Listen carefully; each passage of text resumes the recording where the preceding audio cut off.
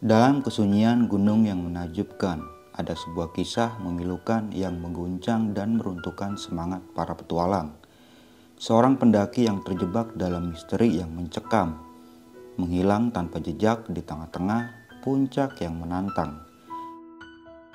32 tahun berlalu, kejadian itu masih membekas bagi Nocha dari kisah yang dialami oleh ayahnya bersama 7 rekan pendakiannya ke Gunung Raung. Penasaran dengan kelanjutan kisahnya seperti apa? Duduk manis, siapkan cemilan, dan selamat mendengarkan.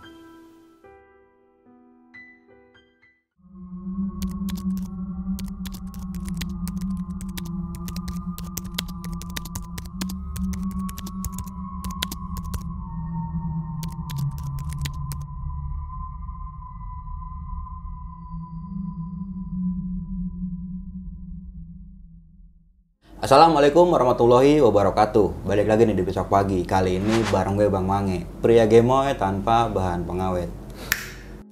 Sebelumnya gue sangat berterima kasih banyak buat teman-teman semua yang udah mensupport, menonton dan mendengarkan Besok Pagi hingga sampai saat ini.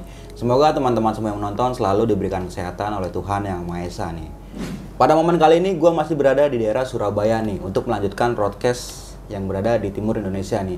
Dan pada segmen kali ini juga gue udah menghadirkan narasumber yang mempunyai cerita mistis gokil banget sini, yang pastinya dalam dunia pendakian nih. Oke, langsung aja gue sapa narasumber gue pada malam kali ini. Selamat malam Mas Nocha. Selamat malam. Apa kabar nih Mas? Alhamdulillah baik. Baik. Sehat-sehat. Waduh, sibukan lagi apa sekarang Mas? Ya kerja aja sih. Oh kerja aja, dan Nggak thank you buat ini tadi baru pulang kerja banget ya? Iya iya. Oh, thank you Langsung. Udah mau hadir yang mau berbagi pengalaman pendakian dulu, bokap ya Mas ya? Iya kebetulan Pendakian Bapak. bokap di tahun? Tahun 1991.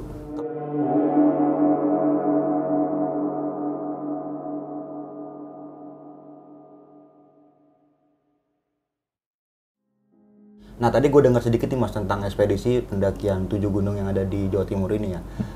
Itu kan dari berjumlah awalnya 30 orang. Iya. Sisa Tinggal 27 orang. karena yang 3 sampai saat ini hilang dan tidak ditemukan. sampai saat ini Mas. Iya. Sebelum masuk ke ceritanya, buat teman-teman semua yang penasaran nih, apa yang lagi gue pakai pada saat ini? Gue lagi pakai baju dari L Industri. Untuk lebih jelasnya dan untuk lebih lengkapnya nanti bakalan gue cantumin nih di kolom deskripsi. Dan langsung gue pada malam kali ini mungkin mau berbagi IG Mas, nggak apa-apa Mas? Oke, mungkin IG-nya @fbhnch. Oke, nanti untuk lebih jelasnya dan detailnya gue cantumin juga di kolom deskripsi nih. Tapi sebelum kita masuk ke ceritanya, bagi teman-teman semua yang belum subscribe, silahkan di subscribe terlebih dahulu. Like, comment, and share, jangan lupa kalian nyalakan loncengnya agar teman-teman semua nggak ketinggalan video terbaru dari Besok Pagi. Dan bagi teman-teman semua yang mempunyai cerita mistis pendakian dan pengen berbagi pengalaman kalian di sini, kalian bisa langsung aja DM ke Instagram Besok Pagi yang ada di sini nih. Jangan lupa di follow Instagramnya juga. Mau nggak mau, suka nggak suka, bahwa hal gaib itu ada di sekitar kita. Tanpa berlama-lama lagi, langsung aja kita masuk ke ceritanya.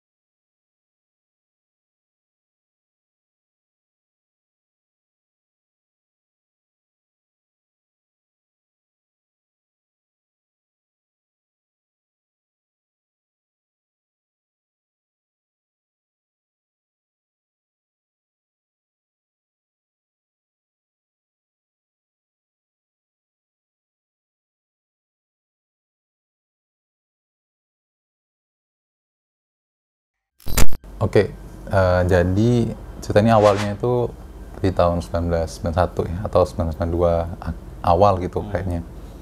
Jadi waktu itu satu malam Bapak itu didatangi sama temennya, sama kerabat lah, sama sepupu jauh gitu. Sebut aja namanya si Wawan. Gitu. Wawan. Nah si Wawan ini kebetulan kuliah di kampus yang berbeda sama Bapak. Si Wawan ngajakin ke Bapak saya.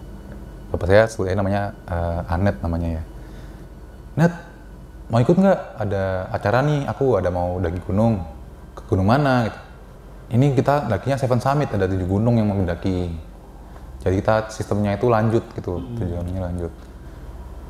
Sama siapa aja, ada ini enggak temanmu, seniormu tuh yang namanya sebut aja Mas Andi lah. Mas Andi. Nah si Wawan bilang ada dia yang ngajakin, dia yang bikin acara ini tuh inisiatornya ada si Mas Andi ini gitu. Dan situ juga Bapak bilang, oh ya udah kalau ada Mas Andi ikut ya, aku nggak apa, yuk gas lah gitu. Jadi Mas Andi ini bikin event gitu waktu itu. Eventnya itu adalah pendakian 7 gunung ya di Jawa Timur. Yang sistemnya itu dikebut alias kayak habis daki 1 gunung itu nggak pakai istirahat pulang atau minggu depan lanjut nggak, tapi langsung lanjut terus gitu nonstop. Jadi lagi gunungnya nonstop, daki gunung naik turun pindah gunung naik lagi turun lagi gitu terus menerus. Nah, kebetulan waktu itu kata Mas Andi itu udah ada banyak yang daftar gitu. Jadi Bapak ikut sama si sepupunya ya si Mas Wawan tadi, ikutlah untuk acara itu. Itu 7 gunung itu yang dipilih, 7 gunung ini ada Gunung Arjuno,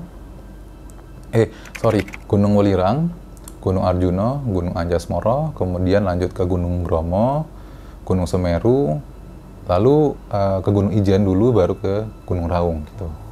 Jadi konsepnya tuh lompat habis dari Gunung Semeru, yang deket kan harusnya Gunung Raung. Tapi karena Gunung Raung ini medannya susah, makanya dipilih Gunung Ijen dulu, karena Gunung Ijen kan medannya nggak terlalu susah. Cuma waktu itu agak jauh dakinya karena agak bawah lah, posnya masih di bawah banget dulu. Sekarang kan udah di atas posnya. Habis itu baru ke Gunung Raung, kayak gitu konsepnya. Dan waktu itu pesertanya ada sekitar 30 orang. Nah, jadi setelah ketemu sama si Mas Wawan itu 7 hari kemudian, minggu depannya, mulailah berangkat dari Surabaya. Nah, kebetulan acara ini tuh diikutin sama berbagai organisasi gitu. Jadi ada dari kampus ini, kampus itu, mapalanya kampus ini, mapala kampus itu ikut join gitu. Jadi bukan cuma satu kampus aja yang sama. Karena kebetulan si Mas Wawan sama bapak saya itu kampusnya juga beda gitu. Tapi si bapak saya itu emang kenal sama si Mas Andi ini, yang promotor acara ini, karena memang rumahnya nggak jauh gitu. Dan sebelumnya juga udah pernah ikut acara bareng gitu, waktu pendakian sebelumnya.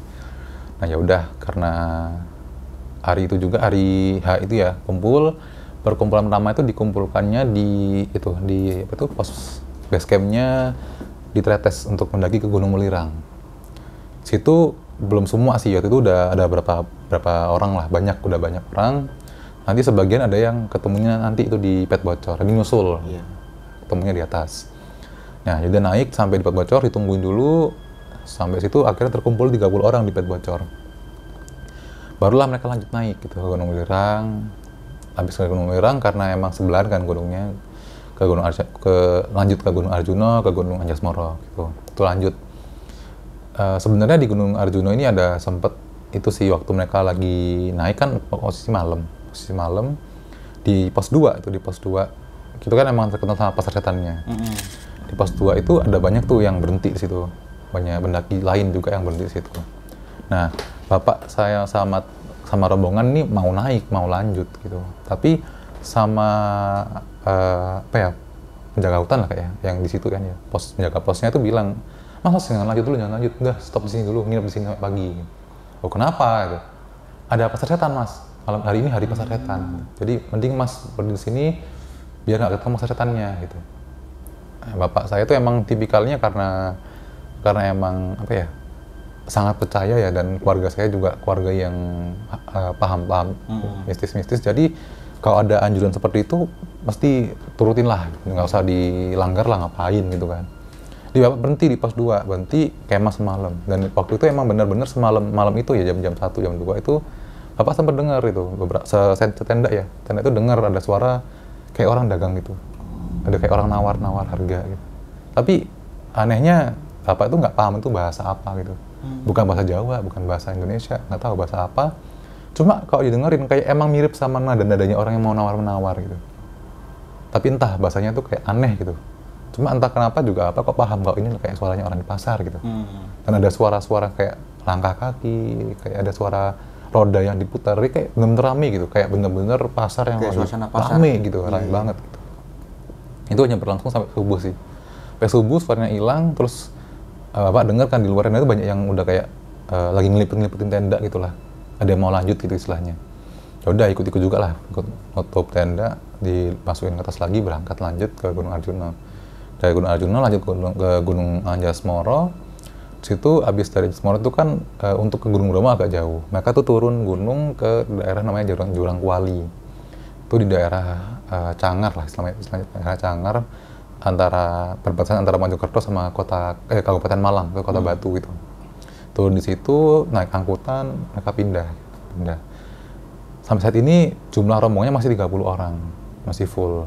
Mereka pindah, naik angkutan, ada oper ke bis, oper gitu, sampai naik ke kendaraan itu pickup yang bawa sayur gitu, buat ke Bromo gitu. Nah ke Bromonya ini juga lewati jalur Wonokitri dari Malang itu, nanti tembusnya ke daerah, aku lupa nama daerahnya, tembus abisnya Nongko Jajar itu, nanti tembusnya ke Pananjaka 1. Sampai di gunung situ mereka sempat naik ke atas dulu ke Pananjakan, lihat suasana Bromo di pagi hari kan, terus turun ke lautan pasir gitu. Lautan pasir waktu itu masih belum bisa naik motor atau kendaraan ya, zaman segitu jeep pun nggak boleh masuk ke lautan pasir, harus jalan kaki gitu. Jadi apa waktu itu turun jalan kaki, nyebrang lautan pasir gitu ya, sampai bisa naik ke Kawah Bromo gitu. Naik ke kawah. Nah setelah turun dari kawah itu barulah jumlah 30 ini berpecah, karena beberapa peserta itu pengennya mau stop dulu, mau santai dulu di sini, mau kemah lagi lah semalam gitu. Mungkin karena capek ya kemarin habis daki 3 gunung non-stop kan ya.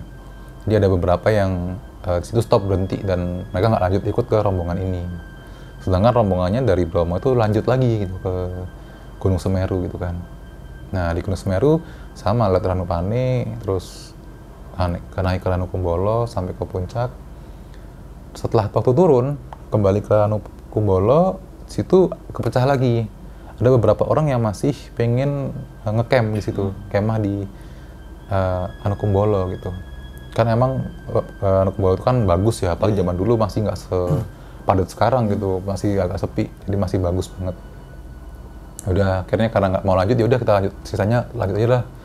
Dan waktu itu sekitar, kalau nggak salah sekitar 14-15 orang yang masih lanjut lagi ke Gunung Ijen. Udah mereka lanjut lagi. Nah dari situ turunnya ke Lumajang, lewat dari Lumajang, dari Gunung Semeru, dan langsung nyari angkutan buat ke Gunung Ijen gitu. Di Gunung Ijen mereka naik dari arah Bondowoso ya, dari arah selatan naik ke Gunung Ijen sampai atas. Setelah selesai mendaki, setelah ke kawah, diskusi lagi karena mau mencar lagi ternyata.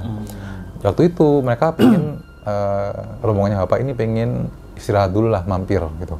Tujuan mampirnya itu yang satu rombongan itu pengen mampir ke Taman Nasional Alas Baluran di situ Bondo di utara. Sedangkan Bapak sama teman-temannya itu pengen istirahatnya mampir ke Alas Purwo, Taman Nasional Alas Purwo di Banyuwangi. Kepisah. Kita itu janjian dulu. Nanti kita ketemu ya 2 hari lagi di pos base campnya Gunung Raung. 2 hari lagi, jadi kita nginep 1 malam aja di Baluran ataupun di Alas Purwo. Oke, deal ya. Nanti kalau saat kita nggak muncul, berarti kita pulang langsung ke Surabaya. Nggak lanjutin trip ini gitu. Nggak usah ditunggu. Tapi kalau saya muncul, tungguin dulu gitu lah, janjian. Oke, ya udah kepisah lah gitu. Bapak sama teman-temannya bersebelas itu ke Alas Baluran, sedangkan yang sisanya 3 atau 4 orang itu lanjutnya ke Alas Baluran, saya ke Alas Purwo. Nah di Alas Purwo Bapak itu nginepnya di pantai, di kawasan pantai ya, yang namanya Pantai Pancur. Pantai Pancur ini tuh pantai yang ada sumber air tawar terdekat dengan lautan di Jawa Timur. Terdekat, jaraknya cuma sekitar 100 meter, 50 meter, deket gitu. Jadi kalau kita duduk di pinggirnya kolam pancurnya, kolam sumbernya itu, laut di depan kelihatan. Dan di situ ada kayak air terjun kecil lah yang lebih mirip kayak pancuran. Makanya disebut Pantai Pancur. Kolamnya disebut kolam pancur. Nah saat itu di kolam pancur kata bapak cerita tuh ada gubuk, ada satu gubuk yang ditinggal sama satu keluarga. Satu keluarga ini seorang kakek sama bapak sama anaknya sama menantunya gitu lah, bertiga gitu. Satu gubuk itu. Bapak ngiranya pokoknya itu mungkin yang jaga di sini, kayak semacam kuncen atau emang warga sini yang tinggalnya di situ. Karena emang Alas Purwo itu kan dari Banyuwangi juga jauh, dari kotanya jauh, desa terdekat juga jauh gitu kan. Jadi emang ternyata orang itu emang mungkin di situ aja gitu lah, bertiga gitu. Nah waktu bapak ini waktu piknik lah istilahnya ya kan, belum buka tenda tuh, masih siang, piknik di pinggirnya kolam pancur ini, samperin gitu sama kakek-kakeknya ini yang punya rumah, ditawari makanan, terus disapa, mau kemana, dari mana, sebagainya, basa-basi lah gitu. Terus salah satu temannya bapak yang perempuan waktu itu, si perempuan ini supaya Susi ini nanya gitu ke kakek ini, Pak, ini kolamnya boleh buat berenang tak gitu, boleh buat berenang kah? Kenapa kok Susi bilang gitu? Soalnya di situ tuh ada ikan-ikan gitu mas, di dalam kolam itu, kolamnya kan jernih nih, itu ada ikan-ikan gitu, ikan-ikannya ini entah ikan apa jenisnya, kayaknya bukan cupang, tapi mirip cupang, ukurannya mungkin sekitar sejempol atau lebih dikit lah gitu kan, nggak terlalu besar. Itu ikannya warna-warni, tapi anehnya kalau ikan-ikan yang di alam liar biasanya kan takut sama manusia. Mereka, kita jangankan nyentuh, nyemplung aja mereka udah menjauh gitu kan. Tapi ikan-ikan ini anehnya malah deketin kita, malah deketin ke manusia gitu. Nggak takut, malah kayak jinak, kayak ikan jinak gitu.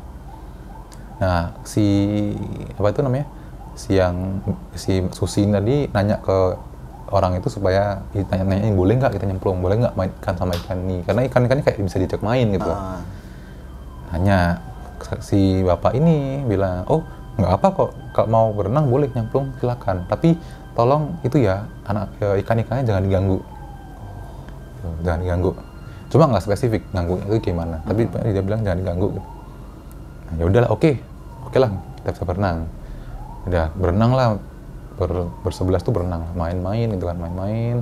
Malam mereka kemah di situ, terus sama bapak itu juga dibawain kayak ubi sama kentang rebus gitu kan, buat cemilan, buat makan. Udah besok paginya mereka udah beres-beres karena mau lanjut lagi, janjian tuh ketemuan di Gunung Raung gitu kan, di base camp-nya. Di base camp Gunung Raung. Nah, pamitan sama bapak itu, udah hati-hati ya nak, itu biasa, pamit, mereka lanjut ke Gunung Raung. Nah, waktu mereka keluar dari Alas Purwo, itu yang 3 orang, ini cewek kan, bulan cewek 3 orang, termasuk si Susi tadi, pamit sama yang laki-laki ini, yang 11 orang, yang 8 orang.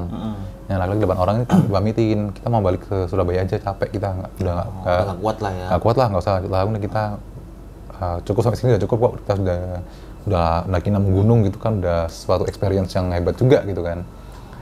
Oke deh, ya udah, hati-hati ya, nggak bisa.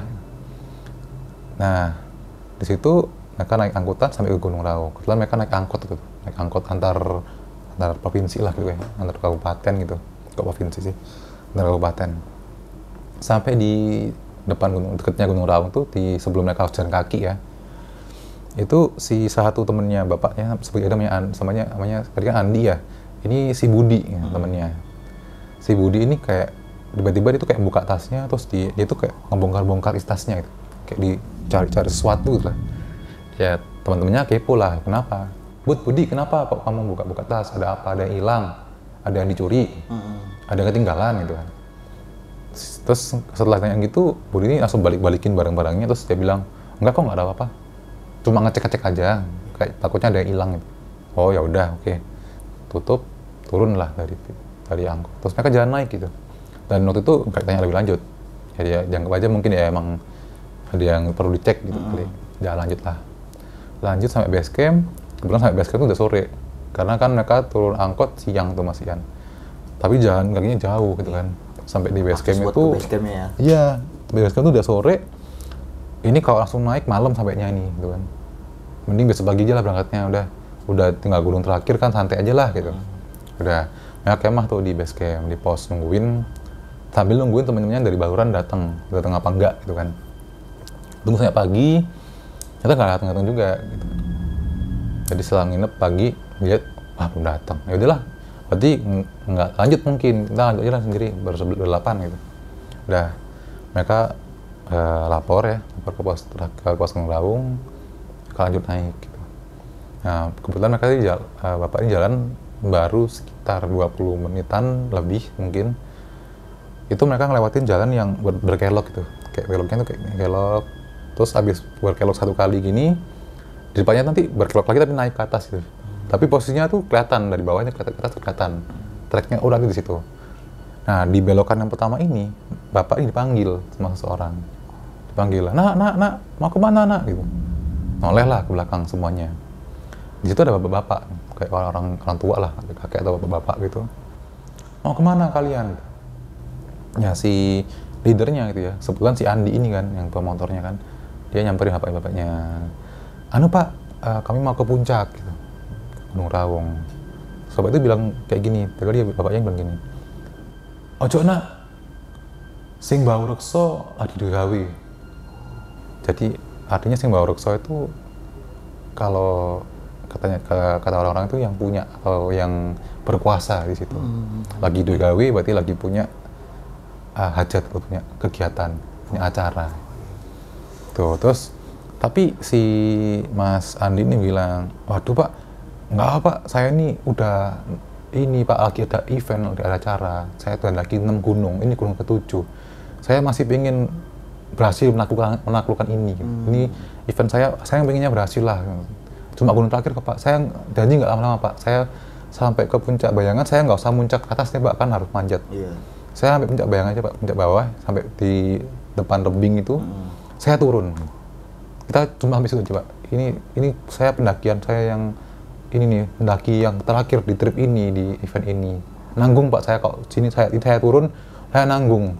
Saya sudah ngabisin banyak waktu untuk mendakian gini. Si bapaknya tertukar ke, udah pak, nah, turun apa, turun aja. Udah pulang, turun. Yang sing bawa lagi di KW, udah turun. Tapi ngotot lah sih. Pak, udah pak, nggak apa, saya beneran kok, saya janji saya besok pagi juga udah turun. Terus langsung ditinggalin gitu aja bapak itu. Nah bapakku ya, si bapakku ini ngeliatnya kayak aneh juga, kayak apa sih kok, apa ada sesuatu ya? Sama sih udah gak enak gitu kan. Terus dia waktu si Mas Andi kan ngelewatin bapak ini kan, dia leader. Bapak nanya, Mas Andi yakin nih lanjut? Udah nggak apa, lanjut aja. Nanggung nih udah sampai sini, udah setengah jalan, ini dikit lagi kita sampai gitu kan. Berapa jam lagi mungkin sampai. Ngapain kita balik lagi, nanti besok naik lagi, kita udah capek, kita udah berhari-hari ini ngelakuin ini gitu, udah berminggu-minggu nih. Udah ngabisin banyak waktu Kita ngabisin waktu, ngabisin energi ya kan. Kita turun lagi, kita butuh bekalnya, kita harus nambah lagi. Ya kan? Kita harus nambah nginep lagi. Uang kita juga udah berapa yang keluar. Udah lanjut aja nggak apa. Kita sampai atas langsung turun, nggak selama-lama lah. Sampai puncak, udah kita lihat pemandangan sebentar, turun. Udahlah, oke, karena udah apa ya, reasonable lah kan, nggak lama-lama kok, kita langsung pulang gitu kan. Udah lanjut, mereka tadi kan ngeliatin kelok tadi kan, terus mereka ngeliatin atasnya tadi. Di situ waktu ngeliat atas ini kan harusnya kelihatan tuh ke bawah, sampai jauh, sampai bawah tuh kelihatan. Dan waktu itu kebetulan kata bapak itu masih daerah yang belum hutan. Oh, masih agak kelihatan gitu. Iya, masih kayak padang-padang rumput gitu. Jadi masih kelihatan bawahnya, kelihatan jelas, semua kelihatan. Situ bapak noleh, kakek tadi udah nggak ada. Bapak mikir, secepat apa kakek itu pergi, kok udah hilang? Maksudnya itu luas kan, padang rumput gitu luas. Hutannya di atas, di bawah itu perumahan, desa, kampung-kampung yang kalau orang situ pasti kelihatan Mas Ian. Pokoknya waktu itu intinya bapak lihat orang itu kalau jalan ataupun lari pasti kelihatan, tapi nggak ada. Kemana nih orang gitu kan? Ya bapak waktu itu mungkin nyari kayu bakar kali, atau dia kemana, atau dia lagi rebahan di mana, kelihatan di rumput atau gimana. Itulah gitu. Bapak nggak mikir panjang sih, mungkin atau mungkin lari ya gitu. Mungkin kalau lari mungkin lutut kan, bapak naik dia turun kan lebih cepat. Udahlah naik, masuklah ke hutan. Nah di hutan ini jalan sebentar, ya mungkin jadinya jadi sekitar 30 menitan lebih lah dari awal mendaki tadi. Dan ini kondisinya masih pagi ya. Bapak ingat kejadian ini terjadi jam 8 pagi. Nah jadi waktu itu si Budi tiba-tiba berteriak gitu, teriak, aduh sakit. Nah semuanya noleh kan, loh kenapa Budi? Ternyata Budi ini nginjek duri cemara, istilahnya duri cemara. Jadi kayak ada ranting gitu yang lancip, runcing, tumbuh dari akar gitu, keluar ke atas. Dan itu kayak emang samar-samar gitu kan, di dekatnya rumput-rumput sama-sama gitu kan. Di gunungan nggak kelihatan juga, kalau emang mereka setapaknya kemepetan juga mungkin bisa kena gitu. Itu si Budi ini nginjek Dwi Cemara yang panjangnya sekitar 18 cm.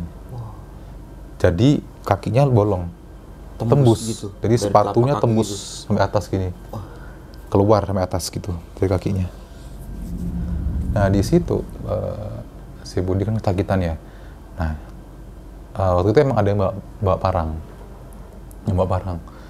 mau dipotong, tapi bukan kakinya, akarnya. Kirain kakinya Mas.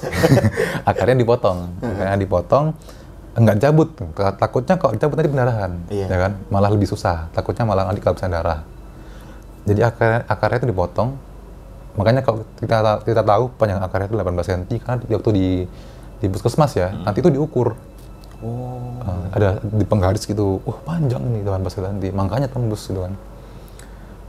Jadi waktu itu langsung dibuatkan tanduk lah. Jadi Bapak Santotonya itu cari ranting-ranting muda tuh, disusun, diikat. Mereka kebetulan waktu itu bawa tali pramuka tuh 2. Ada yang bawa lah 2 tali pramuka itu dibuat bikin kayak sampul gitu ya Mas? Iya, dibuat simpul. Buat ngikat kayunya terus jadiin tanduk gitu. Silang, terus dikasih ponco buat alasnya gitu, biar lebih nyaman lah buat rebahan orang kan ya. Udah, si Budi diangkat, ditaruh situ, mau dibawa turun. Nah, terus saat itu juga yang 3 orang, termasuk si Andi ya, yang senior. Kebetulan 3 orang ini pendaki senior di situ. Yang rata-rata selisihnya 2 tahunan lah dari bapak saya. Si Andi bilang, udah kalian semua berempat turun, berlima ya sama si korban ya, berempat turun, bawa si Budi turun cari bantuan.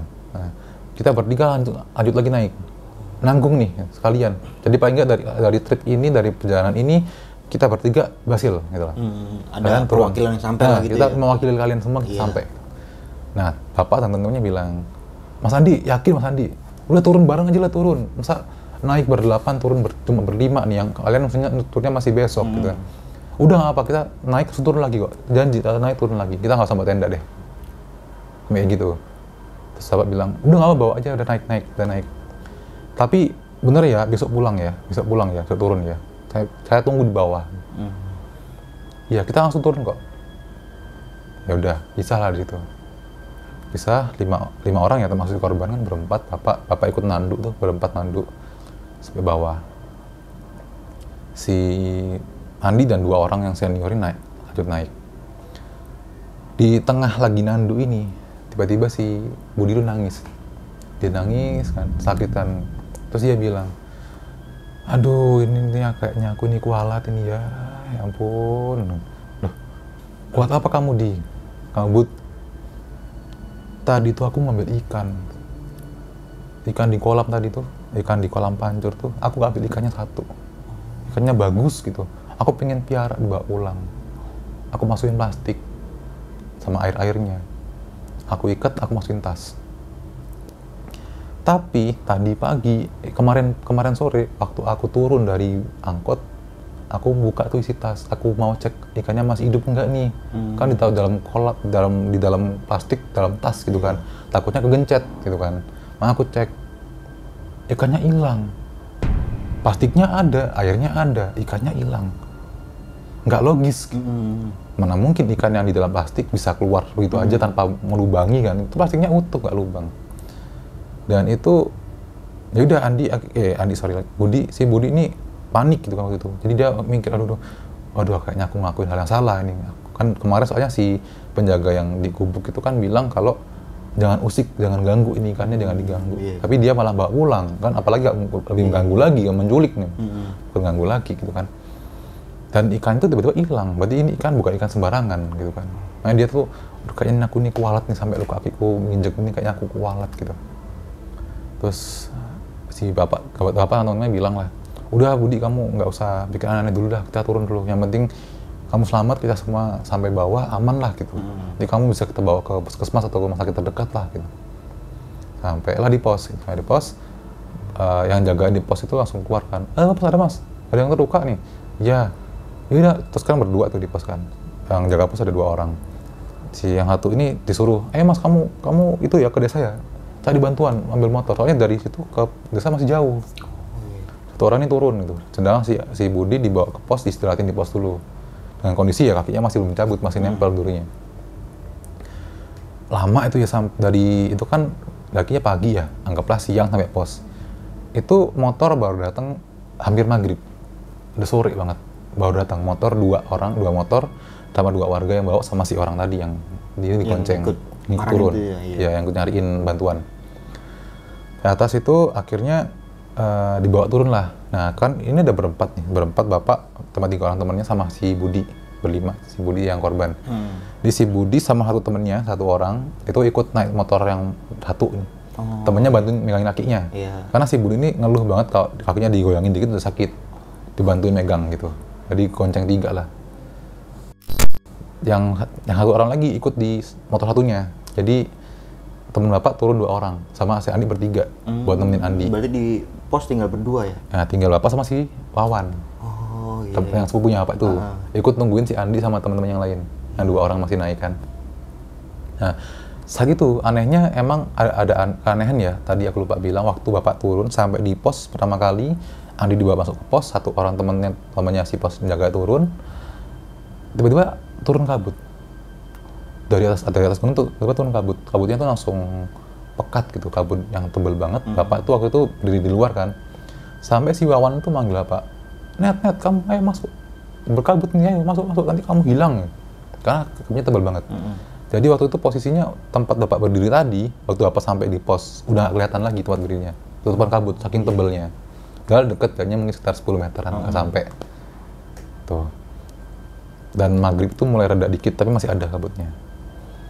Jadi 2 orang turun, nemenin si Budi, bapak masih itu sama Wawan, nungguin semalam. Nah, kemah nginep di pos gitu, nggak buka tenda, nginep di dalam pos. Berdua sama ditemenin sama 2 penjaga itu. Nah, 1 malam pertama, besok pagi tungguin kan, belum datang. Pagi ini belum datang, ditunggu sampai sore, belum datang juga. Terus si penjaga pos bilang, udah mas tenang dulu mas, siapa tahu temannya mas nginep di atas kemah, mungkin kemah. Jadi harusnya hari ini sampai, karena kemah mungkin kecapean mas, kemah mungkin besok pagi nyampenya. Nah besok pagi kalau belum datang, saya panggilin tim SAR. Gitu. Yaudah mas, apa mas? Yaudah, memangin satu malam lagi memang nginep di pos itu. Sebelum lanjut ke cerita, untuk kalian yang ingin menjadi narasumber di besok pagi dan mempunyai cerita horor dalam pendakian, kalian bisa kirim cerita kalian ke Instagram official besokpagi.idv atau melalui email besokpagi.ch@gmail.com. Malam kedua, bapak itu waktu lagi malam-malam, tiba-tiba dengar ada manggil, Net, tuh. Kenapa? Kalau bapak saya kan panggilnya Anet. Bapak langsung berdiri tuh gitu, kan lagi duduk, temennya udah tidur, yang jaga pos juga udah tidur. Berdiri dan bapak langsung lihat ke jendela, malam-malam nih, kondisinya masih berkabut. Tapi waktu itu bapak waktu buka lihat ke jendela itu kabutnya udah hilang. Waktu bapak lihat jendela itu, jarak sekitar 10-20 meter dari tempat bapak berdiri di dalam pos, itu ada si Andi berdiri gitu, manggil Net gitu. Saat itu juga bapak langsung bangunin si Wawan, bangun Wan, Andi turun gitu kan. Waktu itu anehnya si yang jaga pos 2 orang belum bangun. Wawan doang bangun, beneran mana gitu kan. Berdiri lihat ke jendela, Wawan bilang mana, nggak ada gitu kan. Loh itu loh ada. Bapak noleh ke arah Andi tadi, nggak ada. Dan saat itu kabutnya tebel lagi udah. Terus Wawan nih bilang, waduh, jangan-jangan ini pertanda Net gitu. Bapak langsung, udahlah waktu itu udah campur aduk lah. Jangan-jangan temannya nggak bisa pulang gitu kan, atau ada apa-apa ini. Besok paginya, seperti janji si pos ini, penjaganya 1 orang turun, manggilin tim SAR. Waktu itu siang baru datang, itu pun belum banyak yang datang, cuma beberapa orang, 6-7 orang gitu yang datang, kalau nggak salah. Langsung melakukan pencarian, malam hari itu juga pencarian. Dan hari itu juga nggak dapet apa-apa gitu, nggak nemuin apapun, nggak ketemu seorang pun, nggak ada yang daki juga beberapa hari ini selain rombongannya si bapak sama si Andi tadi nih yang naik, nggak ada lagi setelah itu beberapa hari. Ya udah, hari pertama nggak ketemu nih, turunlah. Bapak waktu itu masih ikut hari pertama itu, nginep lagi di pos. Besoknya kabar soal Andi ini hilang dan 2 orang lainnya hilang itu udah dengar sampai Surabaya. Jadi ada beberapa teman-teman yang sebelumnya udah protol ini udah pulang duluan di pendakian 7 gunung ini, ada yang datang nyusul buat bantu cari. Iya, iya. Balik ke situ. Apa di situ akhirnya dibilang udah kamu turun deh, kamu pulang deh gitu. Iya Pak masih mau di situ besok. Jadi besoknya hari ketiga itu setelah dipaksa-paksa baru Bapak turun. Bapak turun tuh pun juga turunnya ke puskesmas jenguk si Andi tadi, si Budi si Budi yang luka tadi kan. Setelah si Bapak tahu kalau si Budi ini durinya 18 cm dan sebagainya karena cerita situ. Nah setelah itu Bapak pulang berdua doang sama si Wawan. Di hari besoknya, hari semalam nginep di sakit. Ya, tadi di hari keempat Bapak baru pulang Surabaya. Dan itu pencarian masih dilakuin. Seminggu, 2 minggu nggak ada kabar, nggak ada ketemu gitu. Nggak ketemu dan sampai saat ini Andi dan teman-temannya ini juga belum ditemukan bertiga. Beberapa waktu yang lalu sih Bapak sempat ketemu sama ibunya si Andi. Dan masih inget lah ibunya tuh bilang, iya teman si Andi ini sampai sekarang kemana ya, kok nggak pulang-pulang, kok nggak bisa pulang gitu. Sampai saat ini ya nggak pernah temukan, jasadnya pun nggak ada, nggak ditemukan. Kayak tanda-tanda tercecer apa sampah gitu, apa nggak ada, baju-bajunya gitu nggak ada, hilang, nggak ada tas yang tertinggal dimanapun atau pakaian atau jaket atau apa, nggak ada. Bahkan waktu itu sempat dicari tuh kuncinya Gunung Raung, gitu. Jadi bapak itu menduga orang yang ngingetin rombongan ini ya, waktu di pendakian itu adalah si Kuncen. Tapi selama pencarian kuncinya Gunung Raung ini emang agak unik ya. Kuncinya ini tinggalnya bukan di desanya, tapi di tengah-tengah Gunung Raung. Ada gubuk gitu. Jadi waktu sama tim SAR mencari ya, ini dapat ceritanya dari teman-teman Bapak yang nyusul tadi, yang dari Surabaya udah balik, nyusul lagi buat bantu pencarian. Itu cerita tim SAR ini berkali-kali, beberapa hari itu datengin si rumah si Kuncen ini. Sampai seminggu, bahkan ada yang sampai nginep di situ nungguin. Tapi si Kuncen ini nggak pernah ketemu, nggak pernah hadir gitu. Bisa kayak nggak bisa ditemuin gitu. Nah, jadi nggak bisa minta tolong ke Kuncennya akhirnya. Jadi emang katanya si Kuncen ini kalau emang dia mau ada masalah apa, dia bakal muncul sendiri. Nanti kalau kalau dia nggak mau ditemuin, dia nggak bakal ketemu, nggak tahu. Kan nggak mungkin juga dia nggak pulang ke gubuknya berhari-hari gitu kan. Dan jadi kayak mungkin emang nggak mau, atau Kuncinya nggak mau bantu, atau mungkin nggak tahu juga. Mungkin juga dia lagi membantu di alam lain juga nggak ngerti kan. Kita nggak tahu, tapi nggak pernah bisa ditemuin si Kuncinya selama pencarian itu berlangsung. Sampai berminggu-minggu tuh Kuncinya nggak pernah ketemu. Jadi nggak ada yang bisa tanya nih Kuncinya, ini ada gimananya, kayak gitu. Itu memang ya saat ini ya, itu masih jadi misteri gitu, keberadaan dari 3 orang temannya Bapak ini, termasuk si Andi yang teman lumayan deket ya, karena rumahnya itu juga jaraknya deket sama Bapak. Rumahnya itu Andi yang senior itu ya? Iya senior, senior ya ketua acara ini, dan dia senior 2 tahun nih Bapak gitu. Tapi beda kampus ya, cuma teman deket juga lah karena rumahnya juga deket gitu. Sampai Bapaknya juga kenal orang tuanya, kenal rumahnya di mana, karena deket. Oke nih Mas Nocha, thank you banget ya udah mau berbagi sebuah pengalaman pendakian Bapak ya. Walaupun ini pendakian Bapak kan itu kan di tahun 91. Ya. Bisa ingat kayak gini gitu gimana Mas caranya? Atau mungkin setiap hari tuh waktu dulunya diceritain terus sama Bapak? Ya, jadi Bapak saya itu tipikal orangnya yang kalau cerita tuh kadang cuma sepotong-sepotong, kadang juga full, kadang lompat-lompat, kadang langsung ujungnya dulu, endingnya dulu baru ya depannya gitu. Jadi sebenarnya detail tertentu dari cerita ini kayak kejadian yang Bapak itu ngelihat ada si Andi yang manggil-manggil itu, saya baru dapat cerita itu hari ini gitu. Tadi waktu ketemu saya tanya, oh ini kemarin Bapak belum cerita loh. Oh iya, aku belum cerita. Ini Bapak itu dulu katanya emang lompat-lompat. Jadi dulu di cerita yang dulu yang ditayangin di Besok Pagi juga yang dibacain sama Bang Indra itu juga belum ada bagian ini gitu. Karena waktu itu saya belum tahu cerita ini gitu. Jadi Bapak itu emang orangnya iseng-iseng itu suka cerita-cerita, tapi ya kadang lompat-lompat, kadang setengah-setengah gitu, setengah-setengah gitu.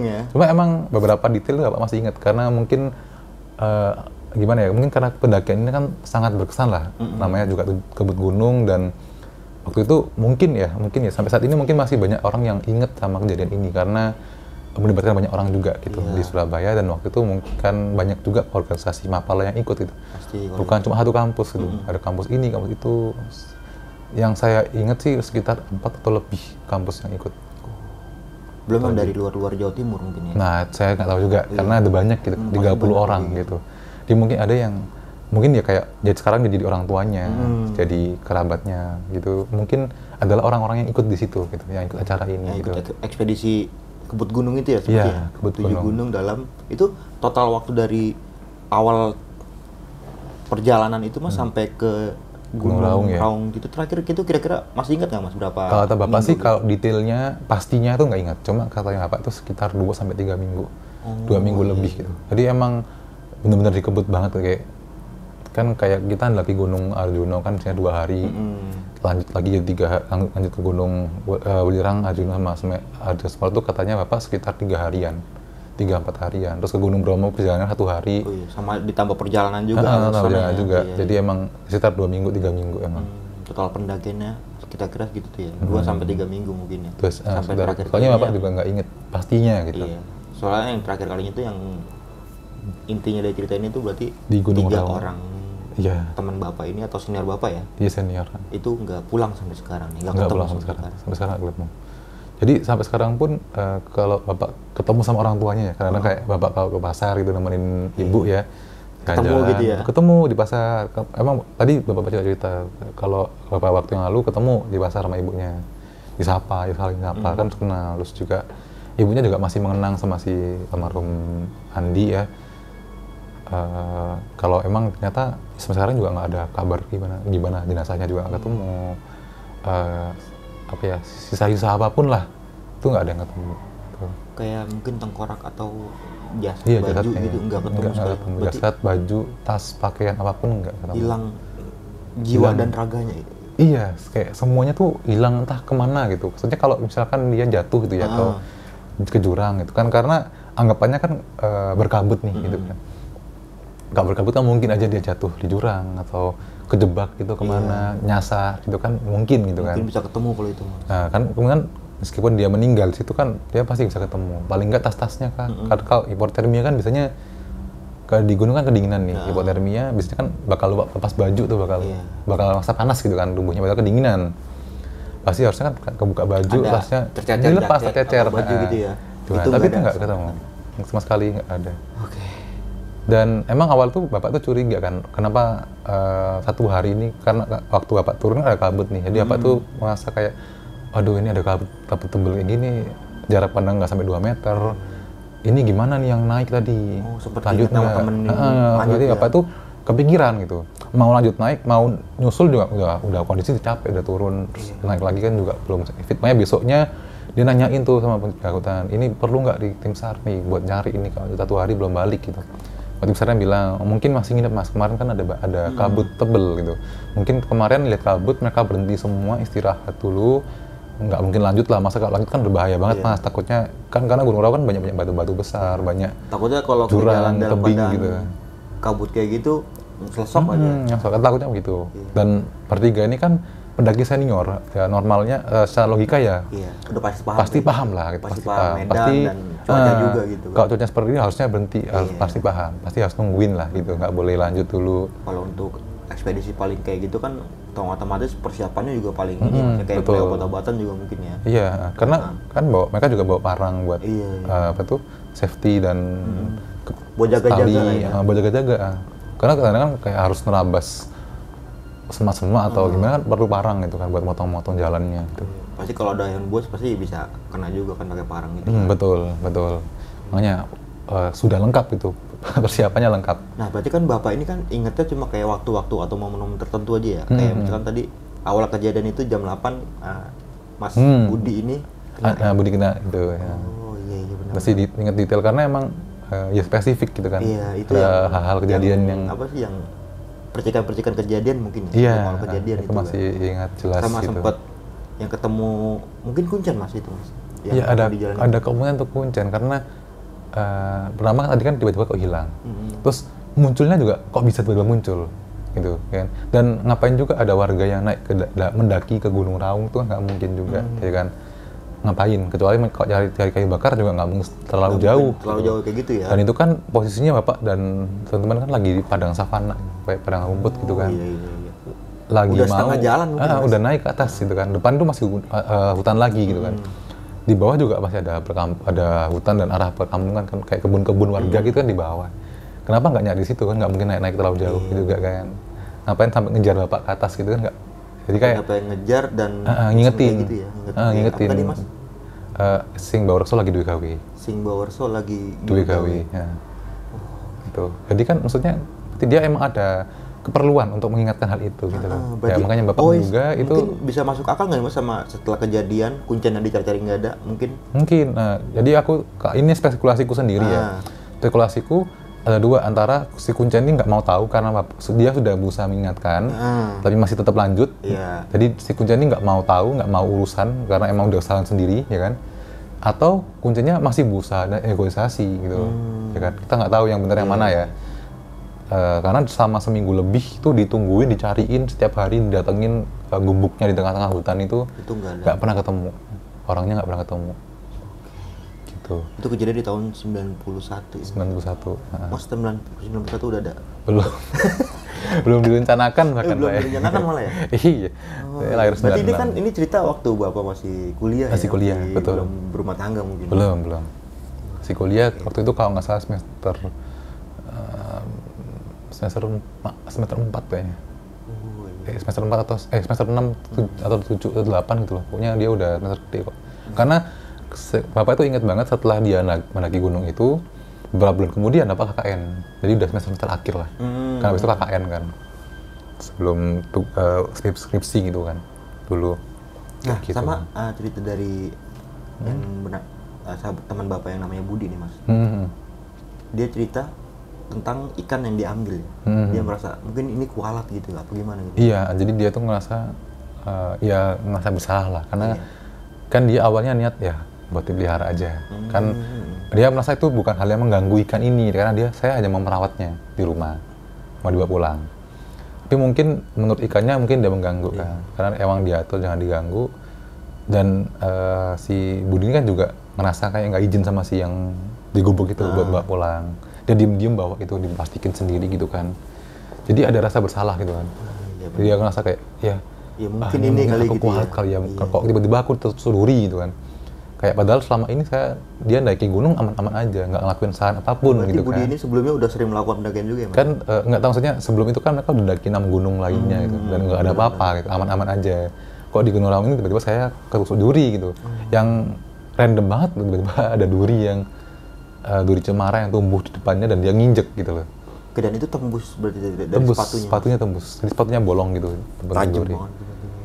Mungkin juga, makanya mungkin emang ada kemungkinan juga emang itu bentuk kualatnya gitu. Tapi di sisi lain kualatnya si Budi ini justru menyelamatkan 4 orang temennya. Iya. Ya kan, karena si Budi ini kualat dan kena duri cemara, 4 orang jadi turun bareng sama dia. Iya benar-benar. Jadi nggak hilang semua. Nggak hilang semua. Ya emang ya kan harapannya waktu itu kan turun bareng lah, kita berdelapan turun bareng-bareng. Bapak juga awalnya gitu. Iya, kita naik berdelapan, turun masa nggak berdelapan gitu kan. Masih ya si Andi mungkin ada egoisme ya karena dia ngerasa udah perjalanan sejauh ini, perjalanan sepanjang ini, udah ngabisin banyak waktu, banyak tenaga, uang gitu kan. Masa nggak gagal gitu loh. Mungkin saya masa itu. Padahal sebenarnya kalau dia mau bersabar ya, dia sudah mengeluarkan sebanyak itu, dia bisa turun sebentar untuk bersabar sedikit aja. Dia mungkin mendaki aman gitu, karena pencarian kan dilakukan juga aman semua, nggak ada yang mengalami hal aneh gitu. Udah kepalang tanggung mungkin. Mungkin dia ngerasa kepalang tanggung, udah jalan setengah kok turun gitu. Tapi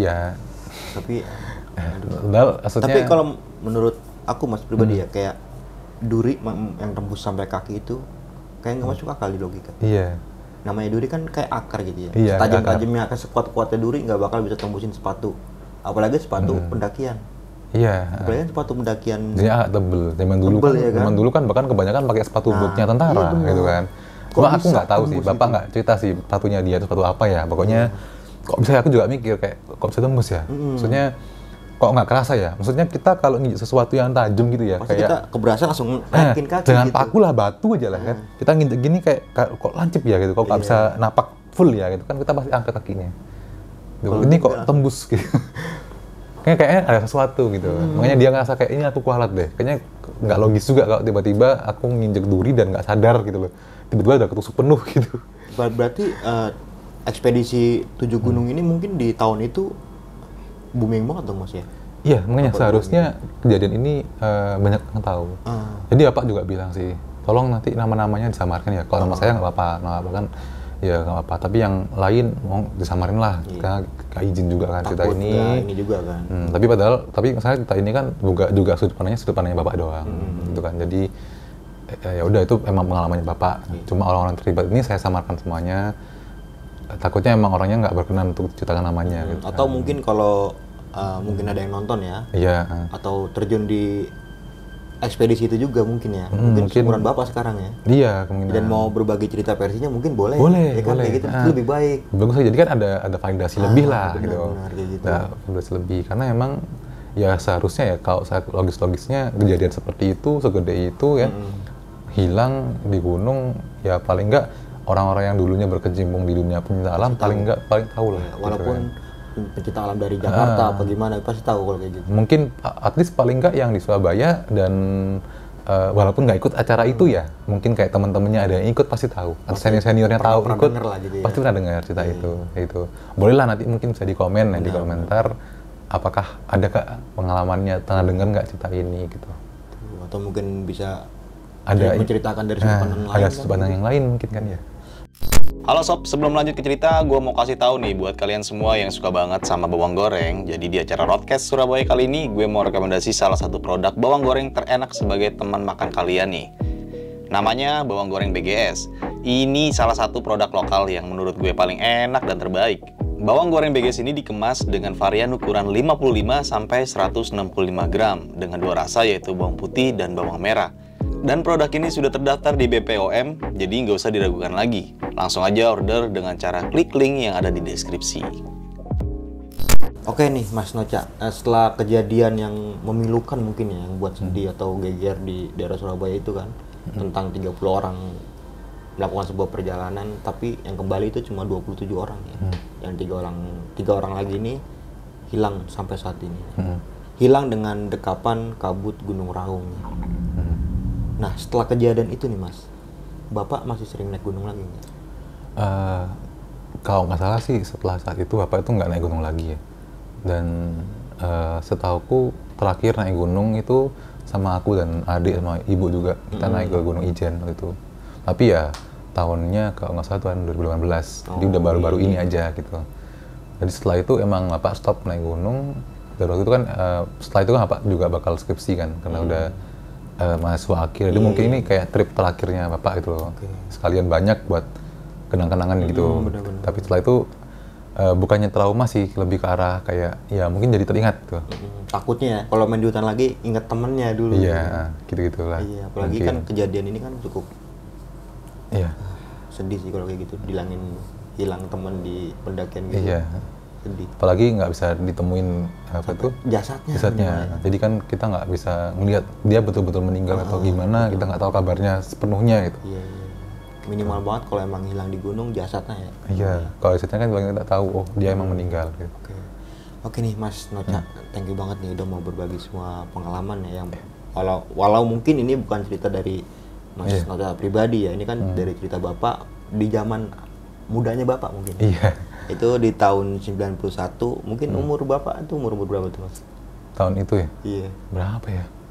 Ngitung dulu nih, kayaknya sekitar 22 kali ya, 22, 23 masih mungkin ya. remaja ya. Ya, masih itu, masih Dan tadi juga sempat kuliahan semester berapa itu. Mas Noca juga bilang Andi itu di atas lebih tua dari Bapak. Iya. Mungkin umur 25-an mungkin ya. Mungkin, karena jadi waktu itu Bapak pokoknya kuliahnya itu angkatan 88, nah si Mas Andi ini 86, 88, iya 86 ya, tahun sebelumnya gitu. Iya. Jadi selisihnya kemungkinan 2 tahun. Di umur-umur segitu emang riskan dengan keegoisan sih Mas. Iya. Gitu. Untuk memilih sebuah keputusan harus berpikir matang-matang lagi kalau umur gitu. Oke nih Mas Noca, thank you banget ya sekali lagi udah datang-datang jauh-jauh dari mana? dari sini kan, dari Surabaya. Oh saya berarti, kita Saya- yang datang jauh-jauh ya? Iya, Asma Kita yang yang jauh-jauh jatuh nih. dari Datang Jakarta dari ke sini Surabaya. nemuin saya. Iya.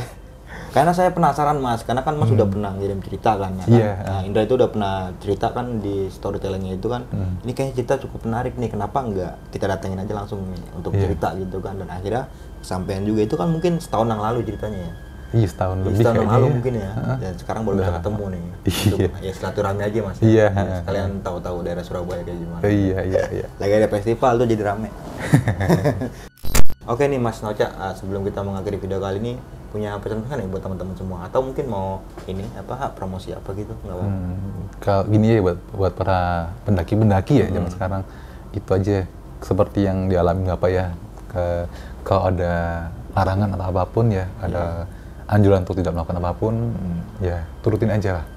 Kita ambil amannya aja lah. Rugi dikit nggak masalah, yang penting nyawa kita selamat gitu. Ya asalkan ya itulah, kita ambil safe-nya aja lah. Yang penting amannya dulu lah. Jangan karena keegoisan pribadi, karena rasa percaya diri yang terlalu tinggi, kita nekat melakukan sesuatu padahal itu dilarang, dan itu malah membahayakan nyawa kita sendiri. Jadi lebih baik udah turutin aja lah. Meskipun misalkan kita nggak percaya sama hal-hal mistis nih, nggak percaya tuh simbol apa itu, udahlah turutin aja lah. Apa salahnya sih kita melakukan itu tuh, daripada kita ambil resiko ya. Nggak percaya nggak masalah, silakan nggak percaya gitu kan. Tapi lebih baik ambil amannya lah gitu. Ada orang yang percaya, ada sekitar ya kan. Daripada kita menentang, mending yaudah kita turut dulu aja. Kita bisa naik lagi lain hari. Ya, kita tinggal tunggu sebentar, mungkin 2-3 hari atau minggu depan nih naik lagi pasti aman gitu kan. Gitu. Jadi Karena setiap daerah itu mempunyai tradisi betul, masing-masing ya, tradisi atau ada masing-masing. istiadat sendiri. Iya. Ataupun kita nggak setuju sama apaan sih nih kayak gini, ide ikutin aja. Nggak apa, Untuk tapi ikutin menghormati aja. aja gitu. Menghormatin aja, Iya, ya, karena kan gitu. kita ngalah bukan berarti kalah kayak gitu. iya gitu. Yang penting kita saling hormati aja lah. Benar kalau kayak gitu, asal jangan saling ganggu aja. Betul. Udah. Dah. Dan juga melakukan pendakian dengan orang yang berpengalaman nih, serta safety dalam melakukan pendakian. Oke, mungkin itu aja nih dari gua Bang Mange dan juga Mas Noca. Gua pamit undur diri, sampai jumpa di video selanjutnya. Assalamualaikum warahmatullahi wabarakatuh.